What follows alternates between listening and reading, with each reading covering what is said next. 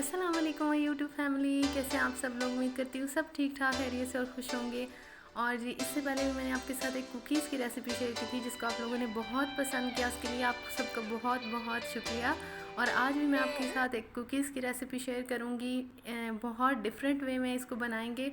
एक ही बैटर से हम डिफरेंट स्टाइल के कुकीज़ बनाएंगे और बहुत मुख्तलिफ़ तरीके से, यानी इनको हम पैन में बेक करेंगे।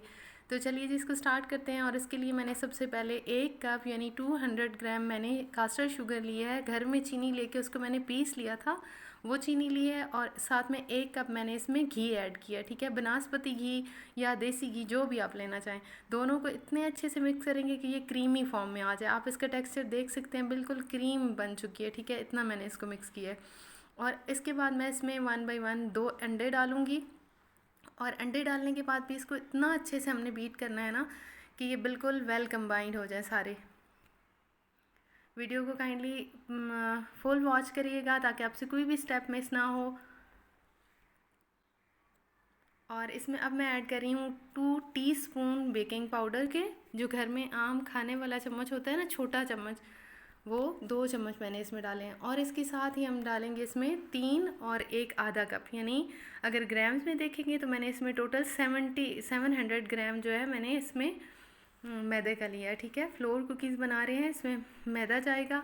और अगर ये कुकीज़ आप सेम व्हीट फ्लोर के साथ बनाना चाहते हैं तो उससे भी ये बहुत अच्छे बनते हैं, आप उसमें भी ट्राई कर सकते हैं, ठीक है। अगर किसी वजह से आप ये नहीं यूज़ करना चाहते ना तो आप उसमें भी बना सकते हैं।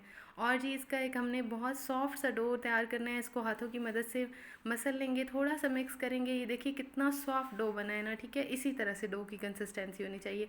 अभी हम इसको 2 पार्ट में डिवाइड करेंगे। एक पार्ट थोड़ा सा बड़ा रखेंगे और एक छोटा करेंगे, ठीक है। छोटे को अलग वाले बोल में ट्रांसफ़र करेंगे और इसमें हम डालेंगे 2 टीस्पून, यानी छोटा चम्मच जो होता है वो 2 हमने डालने हैं कोको पाउडर के, ठीक है। डार्क कोको पाउडर लेना चाहें या जो भी आपके पास हो। मेरे पास डार्क कोको पाउडर है, मैं ये यूज़ कर रही हूँ।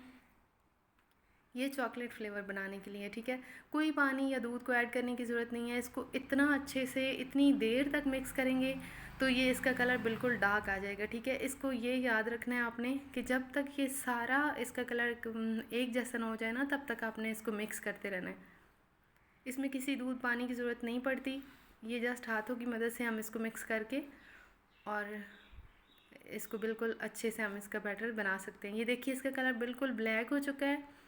इसको मैं साइड पे रखूँगी। और ये जो दूसरा पार्ट था ना बड़े वाला, इसको हम 3 इक्वल साइज़ में डिवाइड करेंगे पहले।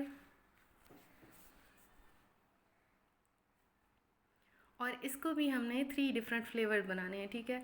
एक हमारा चॉकलेट फ्लेवर हो गया इसी एक बैटर से, और एक हम बना रहे हैं वनीला, और इसमें मैं वनीला एक्सट्रैक्ट डाल रही हूँ। अगर आपको नहीं पसंद तो आप नहीं भी डालिए, ठीक है। इसको कोई और फ्लेवर जो आपको पसंद हो, लेमन एसेंस के साथ बना सकते हैं, उस तरह भी बहुत अच्छा टेस्ट बनता है इनका।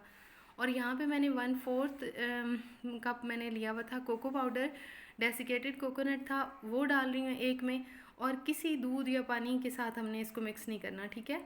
और जो अनदर डो थी, यानी 3 पार्ट था, उसमें मैं डाल रही हूँ आलमंड, यानी मैंने बादाम जो है वो क्रश करके रखे हुए थे। आप इसमें पिस्ता डालना चाहें या कोई और अपनी मर्ज़ी का ड्राई फ्रूट डालना चाहें तो वो भी डाल सकते हैं, ठीक है। ये हमारे 3 पार्ट्स कंप्लीट हो चुके। अभी हमने क्या करना है, जिसमें हमने वनीला डाला था ना, उसमें से एक बोल लेना है। इस तरह का शीट ले लें, कोई भी पॉलीथीन शीट हो, उसमें लेके एक आता है ये जो रैपिंग शीट ना, उसमें नहीं करना, ठीक है। उसमें ये साथ ही सारा चिपक जाएगा। थोड़ी सी मोटी शीट की इसके लिए ज़रूरत होगी। पॉलीथीन शीट ले लें, या फिर ये मैंने जिस तरह बैग्स आते हैं ना चावल वाले बैग्स, तो ये वो बैग था, उसको मैंने काट के तो वॉश करके ये यूज़ कर रही हूँ, ठीक है। इसका ऐसे स्क्वायर पीस बना लेंगे और इसके ऊपर चॉकलेट फ्लेवर में रखेंगे और उसको भी अच्छे से हमने इसको रोल कर लेना है। और यहाँ पे एक काम आप लोगों के करने का है, वो ये है कि काइंडली आपको मेरी वीडियोस पसंद आती हैं तो मेरे चैनल को ज़रूर सब्सक्राइब करें। मुझे बहुत खुशी होगी कि आप लोग मेरी फैमिली का हिस्सा बने। और ये बिल्कुल फ्री होता है, जो लाल सब्सक्राइब का बटन आपको दिख रहा है, आप इसको प्रेस करिए, साथ में बेल आइकन को प्रेस कर दें ताकि मेरी हर आने वाली वीडियो का नोटिफिकेशन आपको फ़र्स्ट में मिल सके। और ये देखिए यहाँ पे मैंने इसको अच्छे से रोल कर लिया। अब मैं इसका एक रोल बना रही हूँ, ठीक है।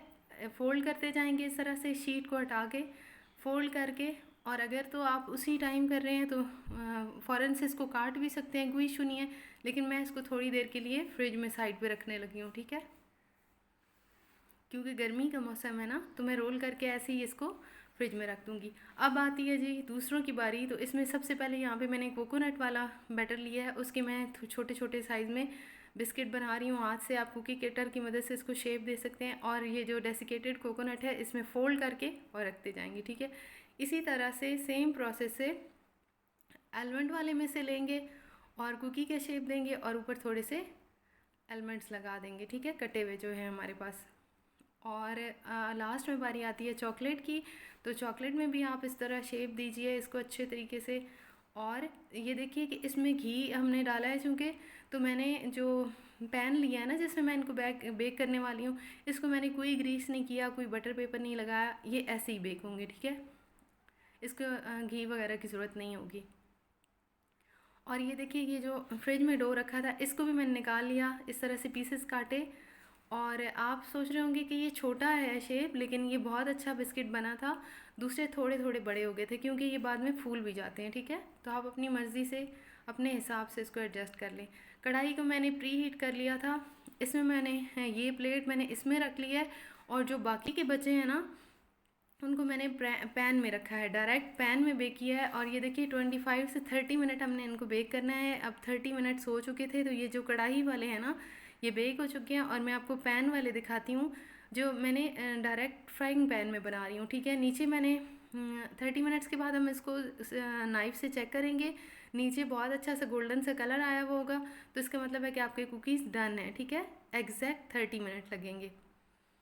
اور یہ دیکھیے اس کو میں نے نکال لیا، یہ ہیں جی فرائنگ پین میں بنانے والے، ٹھیک ہے۔ فرائنگ پین کو بھی میں نے کوئی گریس نہیں کیا، نیچے میں نے توا رکھا، میڈیم آنچ پہ پہلے توے کو گرم کر لیا، اوپر میں نے فرائنگ پین رکھ دیا، اور یہ دونوں مزیدار سی کوکیز جو ہیں یہ میرے ریڈی ہو چکے ہیں۔ آپ دیکھ سکتے ہیں کسی میں کوئی فرق نہیں آیا، ٹھیک ہے، یعنی جو میں نے ڈائریکٹ پین میں بیک کیے ہیں وہ بھی، اور جو کڑھائی میں بیک کیے ہیں دونوں کا رزلٹ سیم ہے۔